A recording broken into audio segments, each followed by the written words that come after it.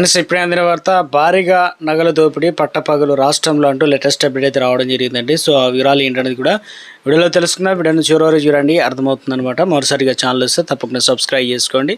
చూస్తున్నారు కానీ లైక్ చేయడం మర్చిపోతున్నారు, వెంటనే లైక్ చేయండి. వీళ్ళకైతే తుపాకులతో విచక్షణ రహితంగా కాల్పులు జరిపి అడ్డు వచ్చిన సిబ్బంది తుపాకులతో కాల్చి భారీగా ఎత్తుకెళ్లిన బంగారు ఆభరణం దోచుకెళ్లారనమాట. ఉదయం 10 గంటల సమయంలో సిబ్బంది షాప్ను తెరిచి లాకర్లో బంగారు ఆభరణాల కౌంటర్లో డిస్ప్లే పెడుతున్న సమయంలో ఘటన చోటు చేసుకుంది. 2 బైకుల నుంచి వచ్చిన 5 దుండగులు ముఖాలకు ముసుగులు ధరించి లోపలికి ప్రవేశించారు. లోపలికి రాగానే భయాందోళన సృష్టించి దుండగులు గాలిలోకి సిబ్బంది పైన సుమారు 30 రౌండ్ల కాల్పులు జరిపినట్లు సమాచారం. దాడిని అడ్డుకునేందుకు ప్రయత్నించిన సిబ్బంది పైన 20 నిమిషాల పాటు పెనుగులాట జరిగింది.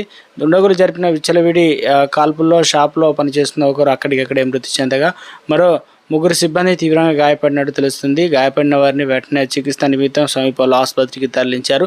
కాల్పుల అనంతరం దుండగులు కౌంటర్లో ఉన్నటువంటి కోట్లాది రూపాయల విలువైన బంగారు ఆభరణాలు బ్యాగులో నింపుకొని బైకుల పైన వేగంగా పారారన్నమాట. సమాచారం అందుకున్న వెంటనే కరీంనగర్ పోలీసులు ఘటనా స్థలానికి చేరుకొని ఆ ప్రాంతాన్ని తమ ఆధీనంలోకి తీసుకున్నారు. ఘటనా స్థలంలో పడి ఉన్నటువంటి 2 బుల్లెట్లు పోలీసులు స్వాధీనం చేసుకున్నారు.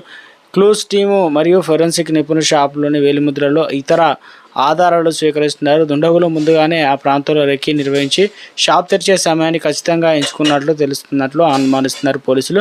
ఉబ్బన గాలింపు చర్యలు నగరంలో అన్ని ప్రధాన కూడళ్లలో పోలీసులు నాకాబందీ తనిఖీ చేపట్టారు. షాప్తో పాటు పరిసర ప్రాంతాల్లో సీసీటీవీ ఫుటేజ్లు క్షుణ్ణంగా పరిశీలిస్తున్నారు.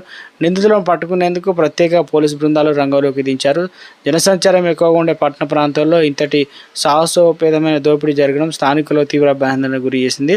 ఇక దోచుకెళ్లిన నగలు ఎంత మొత్తంలో ఉంటాయనేది లెక్కించే ప్రక్రియ ఇంకా కొనసాగుతుంది.